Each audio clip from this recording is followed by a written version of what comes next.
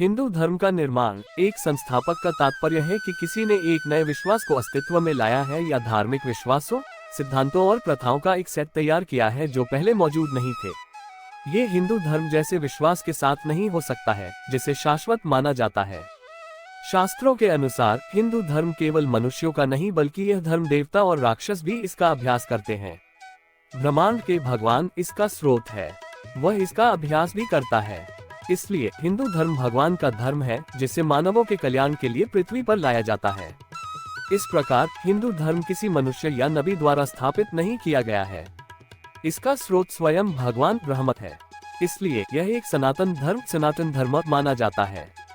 इसके पहले शिक्षक ब्रह्मा, विष्णु और शिव थे। ब्रह्मा निर्माता भगवान ने सृष्टि के आरंभ में देवताओं, मनुष्यों और राक्षसों को वेदों के गुप्त ज्ञान का पता लगाया। उन्होंने उन्हें स्वयं का गुप्त ज्ञान भी प्रदान किया, लेकिन अपनी स्वयं की सीमाओं के कारण उन्होंने इसे अपने तरीके से समझा। विष्णु भगवान संरक्षक हैं। वह अनगिनत अभिव्यक्तियों, संबद्ध देवताओं, पहलुओं, संतों और दृष्टाओं के माध्यम से हिंदू धर्म के ज्ञान को संरक्षित करते हैं ताकि दुनिया की व्यवस्था और नियमितता सुनिश्चित हो सके। उनके माध्यम से वह विभिन्न योगों के खोए हुए ज्ञान को पुनर्स्थापित करता है या नए सुधारों का परिचय देता है। इसके अलावा जब भी हिंदू धर्म एक बिंदु से आगे निकलता है तो वह इसे बहाल करने और अपनी भूल या खोई शिक्षाओं को पुनर्जीवित करने के लिए पृथ्वी पर अवतार लेते हैं। विष्णु उन कर्तव्यों का उदाहरण देते हैं जो मनुष्यों से पृथ्वी पर उनकी व्यक्तिगत क्षमता के रूप में प्रदर्शन करने की उम्मीद करते हैं। हिंदू धर्म को बनाए रखने में शिव भगवान की भी अहम भूमिका है। विध्वंसक के रूप में वह हमारे पवित्र ज्ञान में रेंगने वाली अशुद्धियों और भ्रम को दूर करते हैं। उन्हें सार्वभौमिक शिक्षक और विभिन्न कला और नृत्य रूपों ललित कला, योग, स्वर, विज्ञान, खेती, कृषि, कीमिया, जादू, चिकित्सा तंत्र और इतने पर का स्रोत भी माना जाता है। इस प्रकार रहस्यवादी अश्वत्थ वृक्ष की तरह जो वेदों में वर्णित है, हिंदू धर्म की जड़ें स्वर्ग में हैं और इसकी शाखाएं पृथ्वी पर फैली हुई हैं। इसका मूल ईश्वरीय ज्ञान है जो न केवल मनुष्यों के आचरण को संचालित करता है बल्कि अन्य दुनिया के प्राणियों को भी ईश्वर के साथ इसके निर्माता, संरक्षक, छुपाने वाला, प्रकट करने वाला और बाधाओं को हटाने वाला कार्य करता है। जबकि यह बदलते हुए भाग स्मृति, समय और परिस्थितियों और दुनिया की प्रगति के अनुसार बदलते रहते हैं। अपने आप में भगवान की रचना की विविधता से युक्त ये सभी संभावनाओं, संशोधनों और भविष्य की खोजों के लिए खुला रहता है। कई अन्य विभूतियों जैसे गणेश, प्रजापति, इंद्र, शक्ति, नारद, सरस्वती और लक्ष्मी को भी कई धर्मग्रंथों के लेखन का श्रेय दिया जाता है।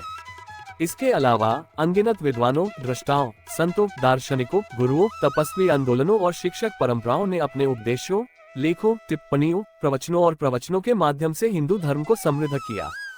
इस प्रकार हिंदू धर्म कई स्रोतों से लिया गया है। इसके कई विश्वासों और प्रथाओं ने अन्य धर्मों में अपना रास्ता खोज लिया जो भारत में उत्पन्न हुए। चूंकि हिंदू धर्म की जड़ें अनंत ज्ञान में है और इसका उद्देश्य भगवान उन सभी लोगों के साथ निकटता से जुड़ा हुआ है जिन्हें सनातन धर्म माना जाता है।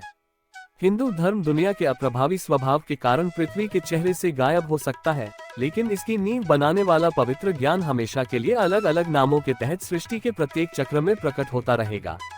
ये भी कहा जाता है कि हिंदू धर्म का कोई संस्थापक और कोई मिशनरी लक्ष्य नहीं है, क्योंकि लोगों को अपनी आध्यात्मिक तत्परता पिछले कर्म के कारण या तो प्रोविडेंस, जन्म या व्यक्तिगत निर्णय से आना पड़ता है। हिंदू धर्म का नाम जो मूल शब्द सिंधु से लिया गया है, ऐतिहासिक कारणों के कारण उपयोग में आया। एक वैचारिक इकाई के रूप में हिंदू धर्म ब्रिटिश काल तक अस्तित्व में नहीं था। ये शब्द 17वीं शताब्दी के वे सभी एक ही विश्वास का अभ्यास नहीं कर रहे थे, लेकिन अलग अलग, जिनमें बौद्ध, जैन, शैव, वैष्णववाद, ब्राह्मणवाद और कई तपस्वी परंपराएं, संप्रदाय और उप संप्रदाय शामिल थे। देशी परंपराएं और उन्हें प्रचलित करने वाले लोग अलग अलग नामों से नहीं बल्कि हिंदुओं के रूप में गए।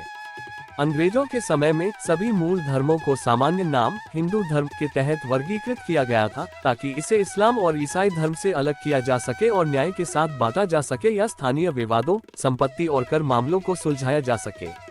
इसके बाद स्वतंत्रता के बाद बौद्ध धर्म, जैन धर्म और सिख धर्म कानूनों को लागू करने से अलग हो गए। इस प्रकार हिंदू धर्म शब्द ऐतिहासिक आवश्यकता से पैदा हुआ और कानून के माध्यम से भारत के संवैधानिक कानूनों में प्रवेश किया।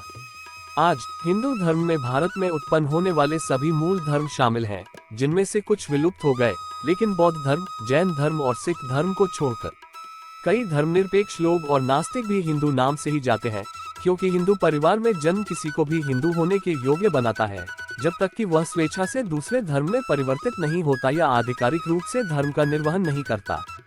कड़े शब्दों में कहें तो हिंदू धर्म कोई धर्म नहीं है, बल्कि धर्मों की एक टोकरी है, क्योंकि इसके 4 संप्रदाय हैं: ब्राह्मणवाद, वैष्णववाद, शैववाद और शक्तिवाद, जो अपने आप में धर्म माने जा सकते हैं। हाल के दिनों में इसने कई नए युग के विश्वासों और संकर परंपराओं को प्रेरणा प्रदान की। इस्कॉन भी केवल हिंदू धर्म का एक आधुनिक शाखा है। वर्तमान समय के बाद से हिंदू धर्म ने कई जनजातीय और ग्रामीण मान्यताओं और प्रथाओं को शामिल किया। इसे केवल पश्चिमी अर्थों में एक धर्म के रूप में नहीं, बल्कि एक सामाजिक, सांस्कृतिक घटना और अनंत मूल्यों की नींव पर बनाया गया। इसे जीवन को जीने का तरीका भी माना जा सकता है।